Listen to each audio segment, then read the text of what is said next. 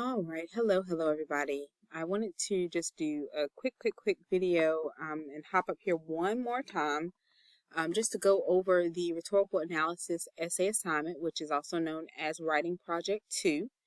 I wanted to make sure I covered a couple of things just very quickly. So this is going to be a very quick video. I had some questions come through and I want to make sure that I get some of those, hopefully some of those questions answered. And if for some reason your questions are not answered through this video, please let me know, okay?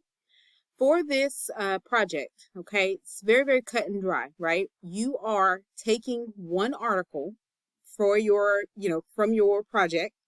You can take one article from your annotated bibliography. If for some reason you could not find one article that you can use for this, you could choose a different one. Or, again, I always say work, smarter, not harder, and, choose one that you've already got. So take one from your annotated bibliography and you're analyzing ethos, pathos, logos. Okay, right? So for this, obviously, we've already been talking about rhetorical situation, rhetorical appeals. So, you're pretty much, the goal of it all is to, again, and as you kind of see here, you're talking about just kind of breaking down those things. So we're talking about ethos, pathos, logos. Okay. So it talks about, of course, using a specific type of a source. Now, normally I always try to say, just go with, a scholarly source, a scholarly article. It's easiest because a lot of times it's hard for students to try to find different published texts, or like, some students try to use TED Talks, different things like that. It's sometimes hard to use or find a scholarly article or, well, scholarly type of source like that. So, stick to what you know. If you have questions, or, obviously right now it may be a little difficult to do that, but stick to what you you can actually prove is a credible source. Okay. Let's scroll on down. We're going to kind of, obviously, keep going. For the draft, okay, I normally want to see at least 2 pages for a polished draft. I've told some folks, if you can at least give me a page and a half for your draft, right, I will take it, okay? Obviously for a polished draft, you're normally going to get about 2 pages, and that's really because if you think about the outline, you have your introduction, you have your summary, right? And then you have a paragraph for both, for all 3 analysis of ethos, pathos, logos, and then your conclusion. So if you think about it, after you kind of get all of those sections, plus your conclusion, you should have about 2 pages. However, right, I know that these are the beginning phases, and if for some reason and by some stretch of the imagination you can't get that far, if you can at least get to a page and a half, right, I will take it. Okay. Now, this does not include your title page or your reference page. I do need your reference page because I need to be able to vet your source. So I need to be able to look at your source. I need to be able to see where you got your source from. It needs to be in APA format. You cannot just write the name of the article. I need to be able to, see the name, the author's name. I need to see, all that information. It needs to be in APA format. You will lose points if it is not correctly formatted, because I need to be able to find this source. Okay. So please make sure that you have it correctly formatted. All right.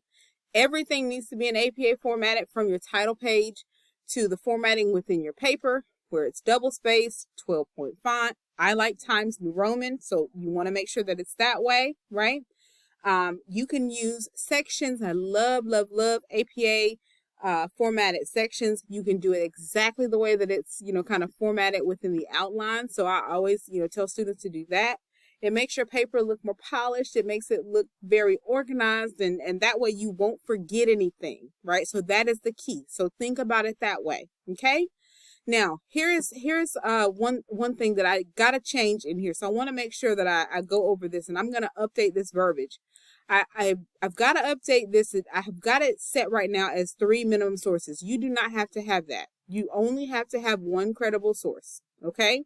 So I will be updating this, and you'll see the updated copy in Moodle. It will literally say one source. You only have to cite 1 source. Okay, and that is your source for the article that you're using. Okay, so I'm going to update that. You'll see that update throughout. Okay, when you get done with everything, your final paper needs to be between 2 to 3 pages. Again, this does not include your title page and your references page, right? So, just make sure, obviously, that you have all of that. Again, it needs to be typed, double spaced, 12-point font, Times New Roman. Make sure you're using the correct formatting for APA. And of course, your final draft for, I always have I'm going to go ahead and fix this while we are here, right? Well, no, you know what? I'm going to wait. Listen, that is a teacher in me. Your deadline for this is not Sunday. I'm going to just go ahead and I'm just going to delete this here and just take this off. Okay, so there we go. We're just going to remove that altogether. The deadline for your draft, obviously, because how we're doing everything, your initial draft is due on Wednesday. We all know that, right? So you have to have your paper in by Wednesday night, 11:59, and then your final draft, right, is due next Sunday. So week 8, right, on Sunday night. So we know that you are submitting your draft to me as well as the form. So you're submitting it in 2 places. So make sure that you have your paper ready to go for both places, okay? Let's scroll down. Make sure that you are, obviously looking at the overview of the assignment in here. I'm going to clean some of this up before I repost it.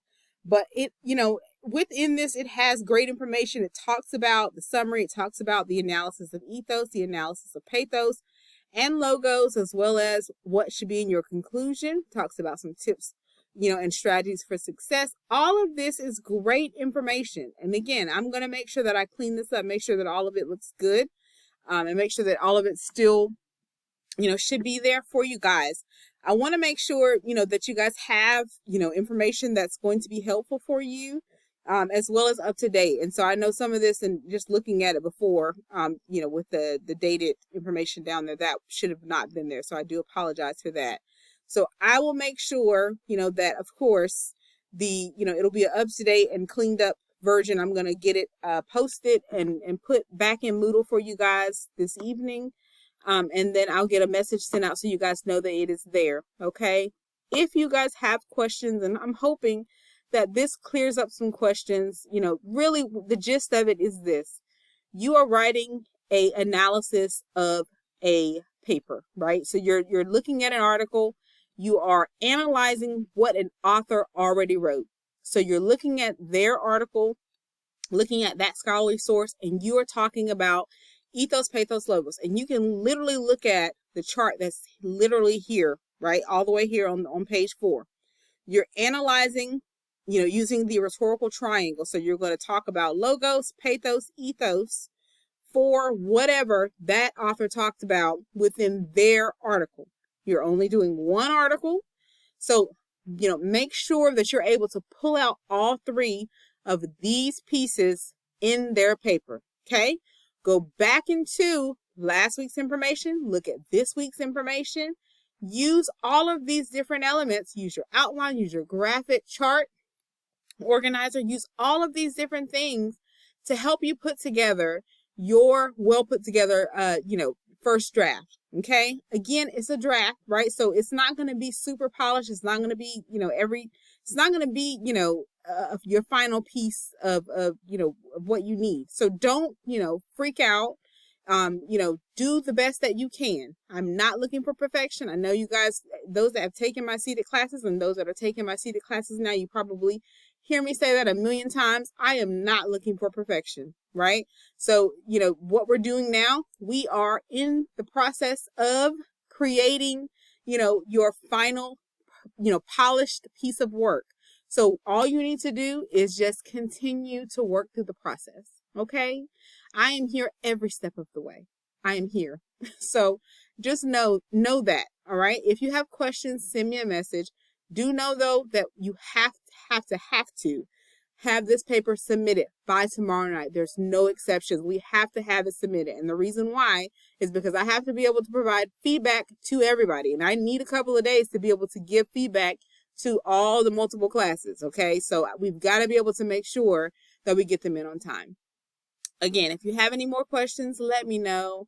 I appreciate you all for, all the hard work that you guys are doing over this semester. You guys are doing an amazing job, if I haven't already told you all.